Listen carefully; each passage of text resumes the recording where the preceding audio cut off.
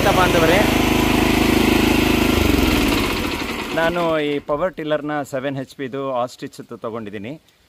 ನಿಜವಾಗ್ಲೂ ನಮ್ಗೆ ಒಳ್ಳೆ ಅನುಭವ.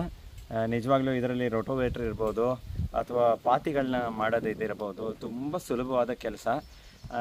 ನನಗೆ ಇಲ್ಲೆಲ್ಲ ರಾಡಿ ಇದ್ದರೂ ಕೂಡ ನಾನು ಯಾವುದೇ ರೀತಿ ಆ ಥರ ಕಷ್ಟವಾದ ಒಂದು ಫೀಲನ್ನು ಮಾಡ್ತಿಲ್ಲ. ನಿಜವಾಗ್ಲೂ ರೈತರಿಗೆ ಇದು ತುಂಬ ಸೊಗಸಾದಂತಹ ಒಂದು ರೈತ ಮಿತ್ರ ಅಂತಲೇ ಹೇಳ್ಬೋದು.